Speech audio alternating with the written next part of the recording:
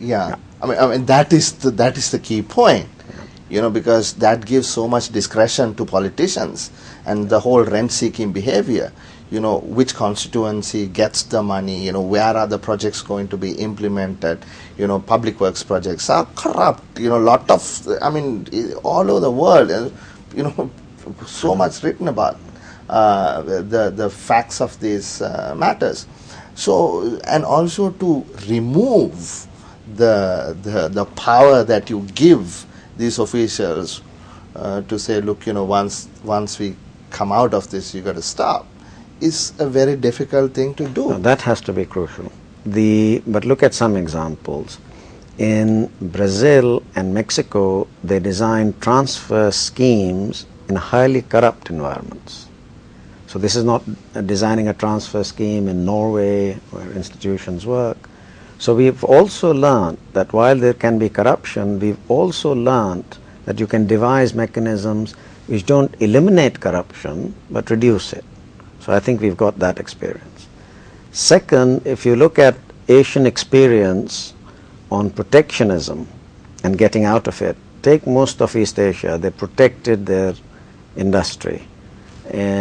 Countries like Korea did it, Malaysia did it, everybody did it. But that was time bound. After that protection, they said, you go fight in the global market. And that's why it worked. They entered the discipline of the global market, but initially they were protected and mollycoddled. Same thing with the things like employment guarantee schemes. You have to politically announce right at the beginning that this is to absorb the shock, and this is, let's say, for 3 years, because you have no other option. Yeah, I mean, this is a double-edged sword.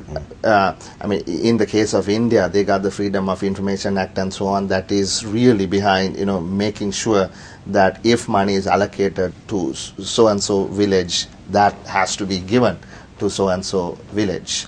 And so you have to have a governance framework that allows these things to actually work, right? And the question is, do we have such transparency, such governance systems? If that is something that you need to implement in order to, hold people from falling into hunger, is a question that I have in my mind.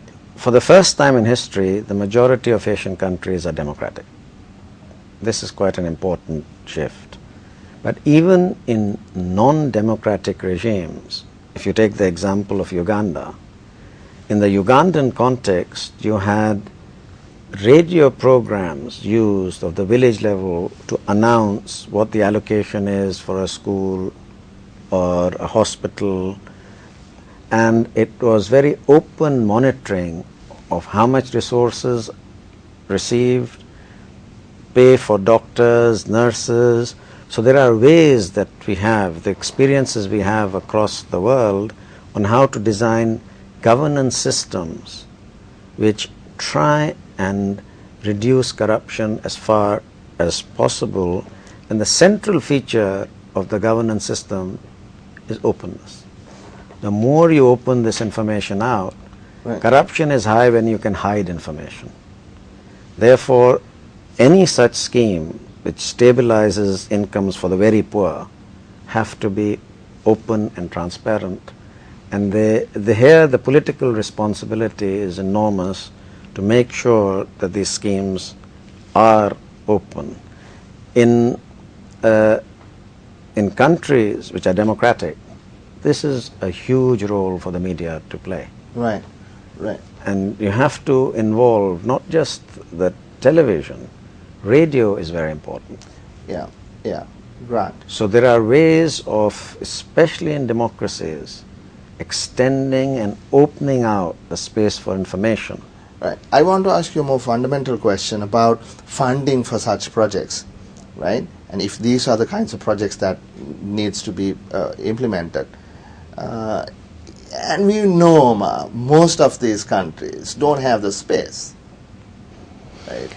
Yeah. So where will the money come from? Are agencies like yourselves putting money in, or are there, other bilateral money that is coming in? Where will the money come from for these programs? What I think should happen, the Asian countries that can take care of themselves, the Indias and Chinas of the world, I think they can handle it themselves. Some borrowing will increase, but it's not the end of the world.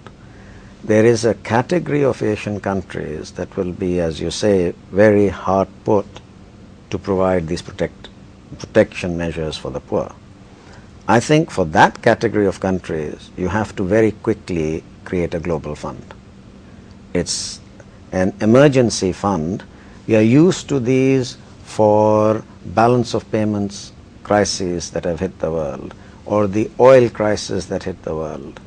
But what we haven't had, and it is time to go for something like that, where the donors create a grant facility, but well monitored for those countries who need to put in these kinds of short-term measures. I mean, that's a great point. I want to ask you now: is it happening? I mean, because we don't have much time, and people also don't have much time. If they don't eat, they die. I mean, are people dying because of the global crisis in this region? That No, we have not had a famine in Asia since independence. Any independent country, and certainly a democratic country, does not have a famine. So people are not dying. Yeah, that's what Stiglitz said, Well, he had two things. Yes. The information, access to information and democracy. Yeah. But you see, that prevents starvation. It does not prevent hunger. And currently, you've got people threatened with increased hunger.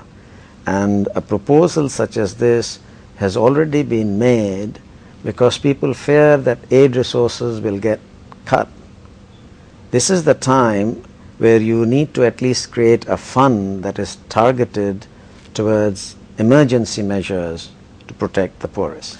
I read somewhere recently G7 didn't mention anything about aid. Continuing the level of aid to that is dished out. So you must not feel very good about. You would expect that. Most of the rich countries have to protect their own right now because they're in such a shock. But these sums of money, are not huge, and you can restructure some aid budgets to target the poorest. So can we have some